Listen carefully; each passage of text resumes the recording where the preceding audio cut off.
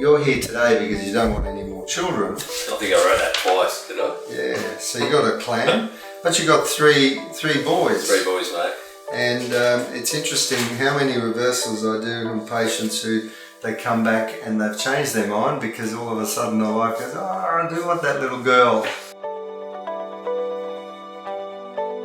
Nah, she's happy with what we got as well. And that's exactly what we want to hear. We want you to be absolutely 100% certain about the decision. Having said that, nothing about life or medicine's 100% guaranteed.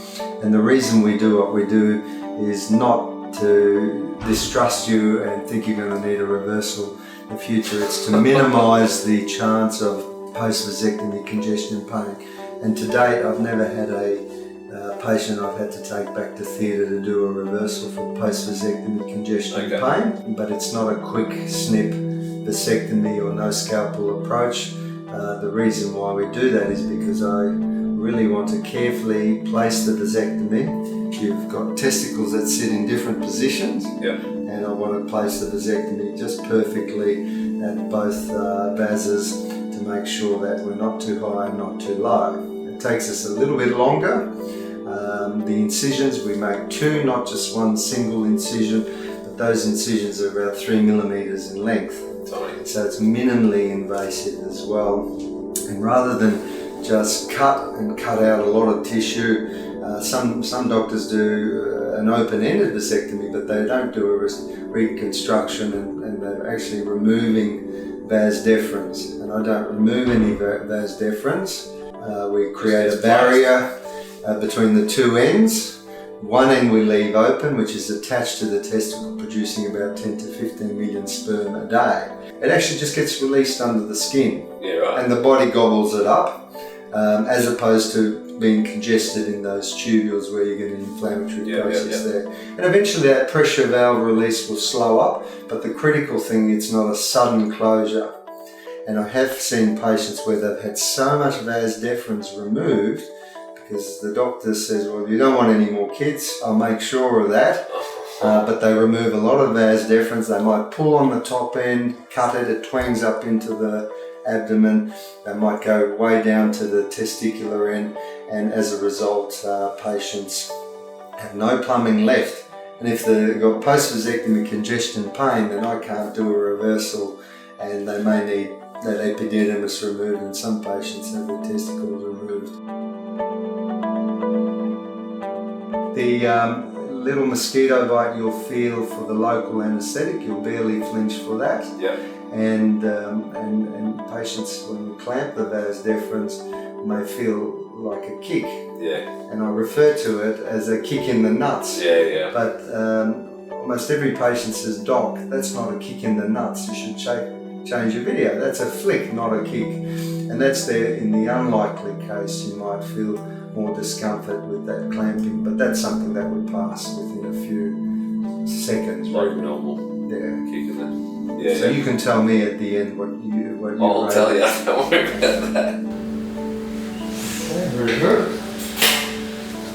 Just a little bit of handling we talked about coming up. About kick me in the nuts, eh? Yeah, I'd be surprised if you registered it as a kick, but where's the flick, is it? There you go, tiny little kick there. I'm just mate, the 3-year-old did better than that last week. Go again, try harder. Go again, try harder. Don't be silly.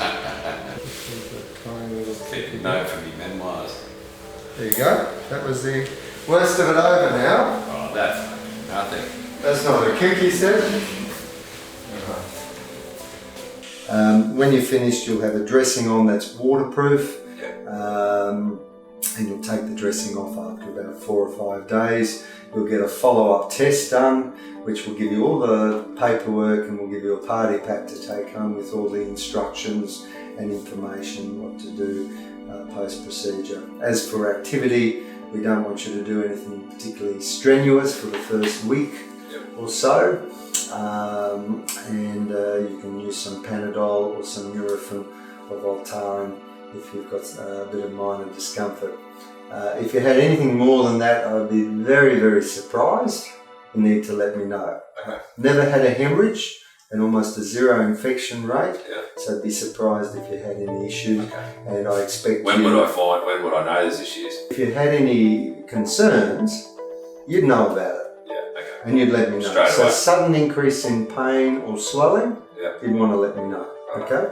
In terms of your scrotum, I expect it'll look normal after your procedure, with little, if any, bruising or swelling.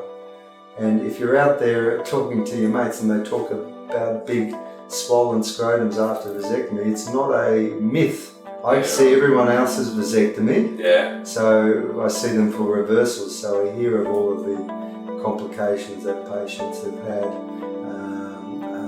But the important thing is you'll have my phone number and you'll be able to contact me if you have any concerns. Yeah, cool. All right? Yep. There's a slight increased risk of infection with diabetes. Yeah. I'd be surprised if you had any issues. I don't use antibiotics routinely, Yeah. and you let me know if you had any problems. Okay? No worries. Good stuff. Any questions? No, I think that's it. Good. All right. Good on you, mate. We'll let you get dressed and we'll take it.